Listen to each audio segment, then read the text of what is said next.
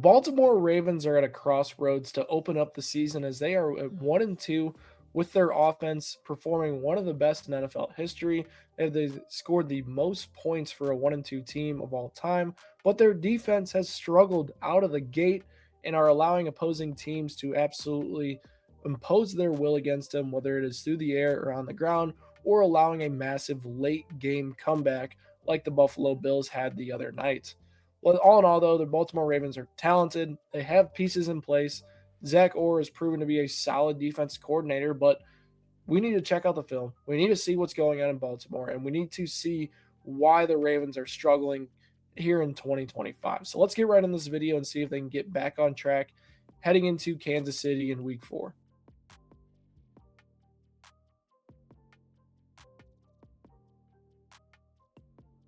What's going on, everybody? My name is Blitz Link, and today we are breaking down the Baltimore Ravens defense that is struggling here through the first few weeks of the season. Now, they opened the year healthy. They had guys ready to go. The Jair Alexander debut. You had some new young rookies that were exciting in Mike Green, Malachi Starks, and now we're here in week 3.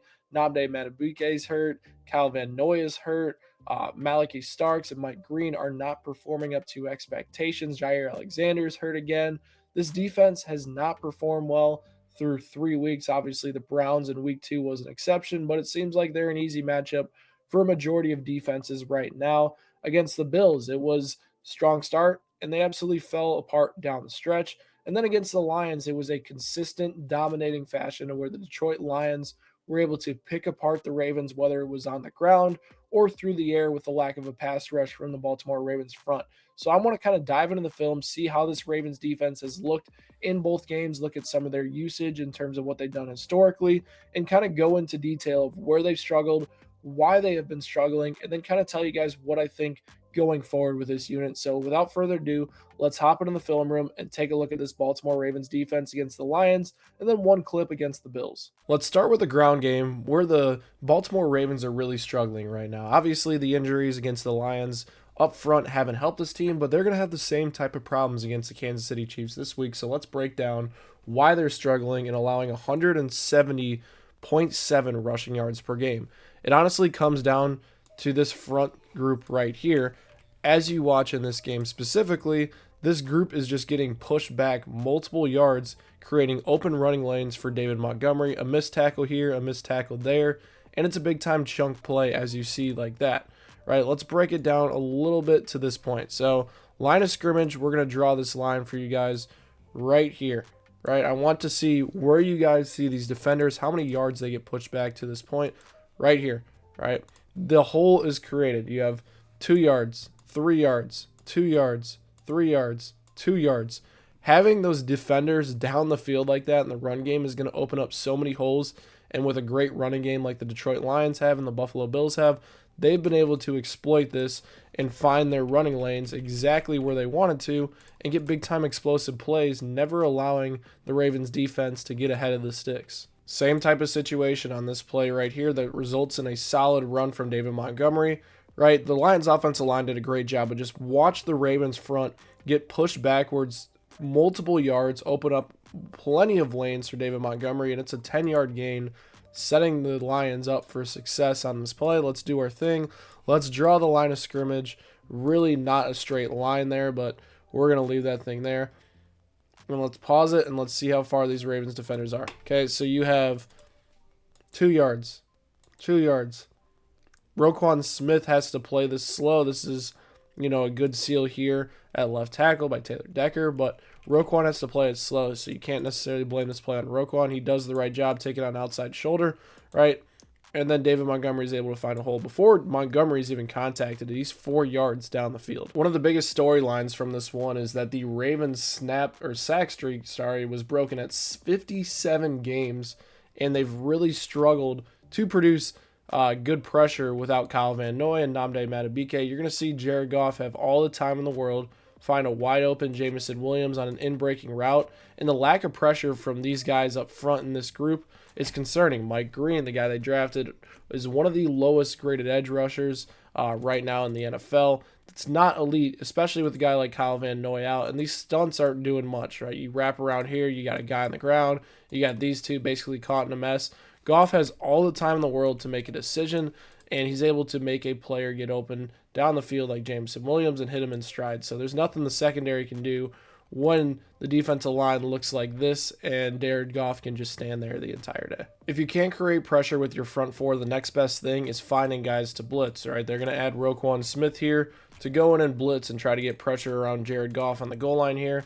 But the Lions do a great job of winning their one-on-one matchups and taking advantage of this with Sam Laporta getting open, Jared Goff getting the ball out of his hands, and it makes it really easy. Like the best quarterbacks in the NFL, and obviously they're going to be facing one this week in Patrick Mahomes, can take advantage of a blitz like this because if you look at the defense, right, you have one-on-one, you have one-on-one, you have one-on-one, you have one-on-one, and sure, the Chiefs receivers are not as talented as the playmakers the Detroit Lions have, but it's about Andy Reid and what Patrick Mahomes can do with one-on-one man coverage, the schematics that the Chiefs can design with their crossing in breaking routes and mesh concepts, as well as Mahomes utilizing his legs, are a completely different animal that the Ravens are going to have to deal with. And if they can't get pressure with four, they're going to be forced to blitz, and the Chiefs are going to have easy pickings on this. Final thing I want to highlight here is kind of the back to their Buffalo matchup when they had everybody healthy, and it's kind of what the Ravens defense wants to look like. They want to run zone coverage. They're currently running it at 65%, but they want to run it even more, especially when they're a bit healthier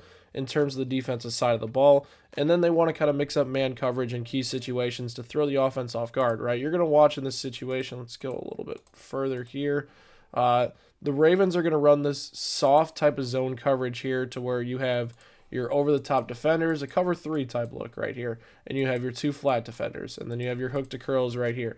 Right, the biggest thing the Ravens are struggling, Malachi Starks has not taken that step yet as an elite ball hawking safety, trying to go get that ball like we've seen Baltimore Ravens safeties have a lot of success with over the years and over the course of the past few seasons. So they are struggling to go and make turnover-worthy plays. They only got one takeaway this year, and they're kind of getting in situations like this where it just feels like they're there, but good quarterbacks like Josh Allen, Jared Goff are able to exploit this by finding these tiny little windows right in front of younger players and players not necessarily playing at their best. And obviously Kyle Van Noy here doesn't pass rush, but they're expecting these guys to get home, and they just haven't gotten home at the start of the season. And that's where a lot of the struggles lie. When you play a soft zone coverage like this and run zone a lot, it's a bend but don't break defense. And if you can't stop the run, it's going to be a lot of long, sustained drives that allow offenses to have a lot of sustained success once they get into rhythm.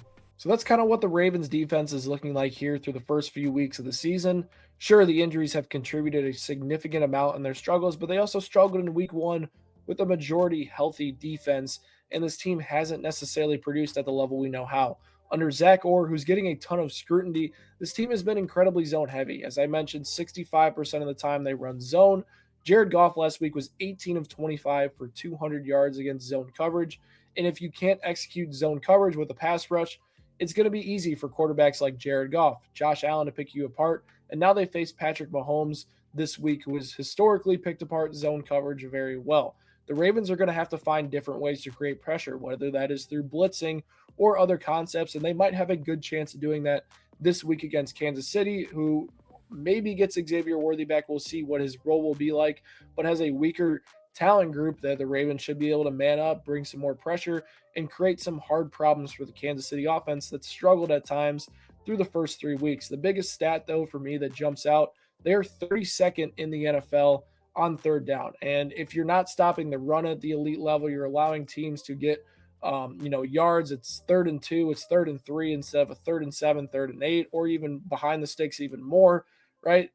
It's going to be really easy for teams to convert. And if you're 32nd ranked on third down, you need to start by stopping the run at first and then finding a way to make it harder on defenses by blitzing, running more man coverage, a more aggressive scheme from Zach Orr. If they continue to play this, bend but don't break style defense with some of the talent they have on this team and without a pass rush, they're going to continue to be picked apart. And Lamar Jackson is going to have to be perfect in order for this team to win. The Ravens have a ton of talent, and I don't think this is a long-term concern for this defense, but ultimately the expectations in Baltimore are to win a Super Bowl. If they don't win a Super Bowl, it's a bust season, and I'm not sure that Zach Orr's current scheme or the personnel that they're rolling out there right now gives them the best chance.